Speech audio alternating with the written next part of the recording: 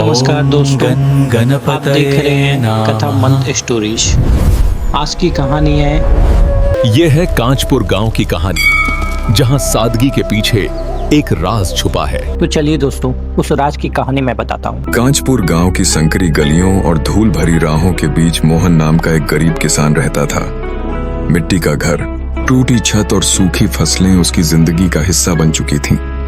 हर साल मेहनत करने के बावजूद खेतों से कुछ नहीं निकलता था। उसकी पत्नी लीला रात दिन ईश्वर से प्रार्थना करती थी कि उनके जीवन में कोई चमत्कार हो जाए। एक शाम जब सूरज ढल रहा था और पूरा गांव सुनहरी रोशनी में नहाया हुआ था, मोहन अपने खेत में बैठा आसमान की ओर देख रहा था। उसकी आंखों में थकान और दिल में हार थी। वह बुदबुदाया, हे भगवान, कब तक यूं ही जूझता रहूंगा। तभी पास से एक ठंडी हवा का झोंका गुजरा और उसे लगा जैसे किसी ने उसका नाम पुकारा।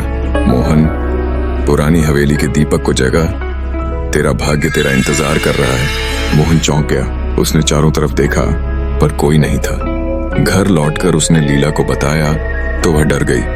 रात में कोई आवाज बुला रही थी। उसने कहा, मोहन, ये अच्छा संकेत नहीं है। कहीं ये जंगल की आत्माओं का खेल तो नहीं। मगर मोहन के भीतर कुछ खिंचाव था, जैसे कोई अदृश्य ताकत उसे बुला रही हो। उसने लालटेन उठाई और हवेली की ओर निकल पड़ा।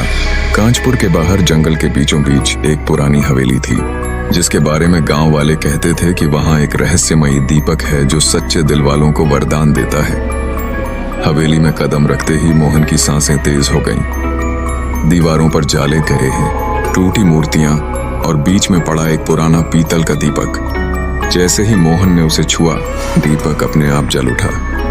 एक तेज सुनहरी रोशनी पूरे कमरे में फैल गई और गूंजती हुई आवाज आई, मोहन, मैं इस हवेली की आत्मा हूं। सैकड़ों साल से किसी सच्चे इंसान का इंतजार कर रही थी। मुझे अपने घर ले जा कर रखो।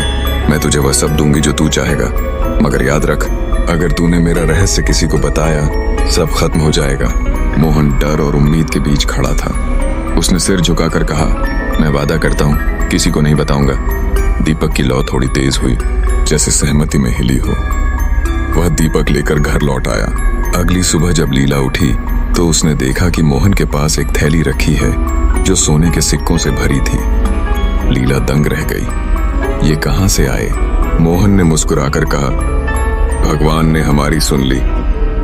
कुछ ही दिनों में मोहन ने लाला का कर्ज चुका दिया, घर की मरम्मत करवाई और खेतों में नई फसल बो दी। धीरे धीरे गांव के लोग उसके भाग्य पर बातें करने लगे, लेकिन जैसे जैसे मोहन अमीर होता गया, लीला की बेचैनी बढ़ती गई। उसे लगता था कि इस सब के पीछे कुछ रहस्य है। गांव का व्यापारी गिरधारी, जो हमेशा दूसरों की अमीरी से जलता था, अब मोहन पर नजर रखने लगा। एक रात वह चुपके से उसके घर में घुस गया। कमरे में हल्की नीली रोशनी थी और वही पुराना दीपक टिमटिमा रहा था। गिरधारी ने मुस्कुराते हुए कहा, तो यह है तेरी अमीरी का राज। उसने दीपक को छूने की कोशिश की, तभी दीपक की लौ अचानक लाल हो गई और एक गूंजती आवाज उठी, गिरधारी, तेरे दिल में लालच है। मैं सच्चे दिल वालों की मदद करती हूँ, लालचियों की नहीं। अगले ही पल कमरे में तेज हवा चली, दीपक की लौ फट पड़ी और गिरधारी की चीख के साथ सन्नाटा छा गया। जब लीला दौड़ी तो कमरे में सिर्फ राख रह गई थी। अगली सुबह गांव में हंगामा मच गया। लोग कहने लगे कि मोहन के घर कोई जादू है। पंचायत में सभी जुटे। सच बता मोहन, एक बुजुर्ग बोला, क्या तेरे पास कोई जादुई वस्तु है? मोहन ने सिर झुका लिया। मैंने किसी से वादा किया था, लेकिन अब सब कहता हूं, एक दीपक है, उसने मेरी मदद की थी।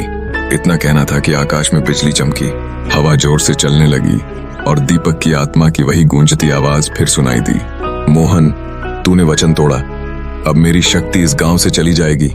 याद रख, जब इंसान अपने शब्दों से मुकरता है तो चमत्कार भी उसे छोड़ देते हैं। दीपक की लौ बुझ गई और मोहन के हाथों से सारी दौलत गायब हो गई।